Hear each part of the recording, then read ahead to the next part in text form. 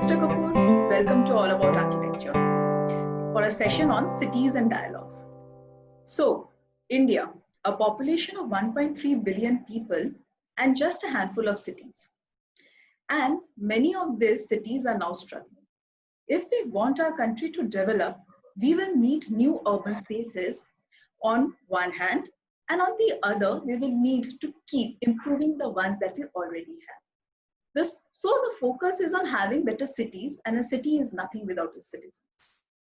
In this session, we will try and understand how we can have better cities. So let's start with the basics. Urban planner and urban designers.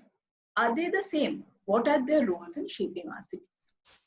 Let's start with understanding what is the role of an urban planner and an urban designer.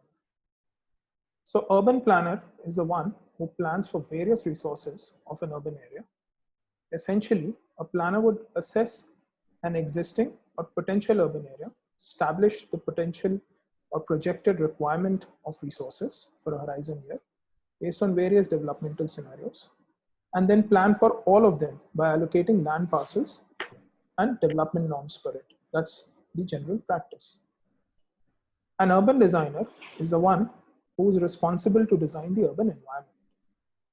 For cities, design of urban environment starts with the design of a master plan of the city, and the details go up to the design of urban form of one's neighborhood to the footpaths and streets at one's doorsteps. As a result, ideally, both urban planner and designer should work together from inception. But that doesn't happen in India. It doesn't happen because of various reasons, but yeah, they're supposed to work as a team. Can architectural design also help us build better cities? If so, how? I consider cities as a puzzle where every professional has its own role to play, and the puzzle builds up bottom up. Architectural design happens to be the most important part of the puzzle that builds the whole urban environment bottom up. And hence, architect is one of the key partners in developing cities. Now let's understand it like this. All space outside a plot is a public space, and they are equally important as a building interiors. The quality of public space is hence directly proportional to the architectural design of buildings that define the public space itself. Now I can take multiple examples to explain how architects can contribute towards creation of quality public space, but I'll just take the example of the plot frontage and explain. Now, if I ask you to close your eyes and I ask you to imagine a few projects, can you remember the design of the boundary walls? Because for me, yeah, it's a wall. Nothing more, nothing less, it's a wall.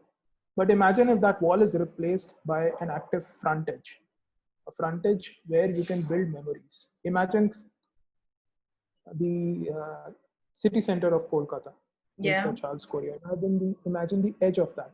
Imagine the street edges of any old cities in India. Now that doesn't mean that these areas are unsafe, but it definitely means that there's a new definition to how you can plan for plot frontages. Now imagine if architects are asked not to construct a boundary wall and design the frontages such that the buildings can interact with adjoining streets or public spaces. The architect's creativity would reach new heights, believe me. Our building bylaws laid so much emphasis on ensuring that the architects do not flout codes that they missed out on one of the most important aspects from the architect.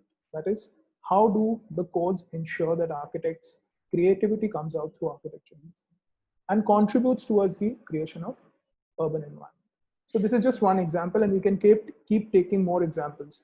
Building heights, building facades, all of these start contributing towards the design of public space and the urban.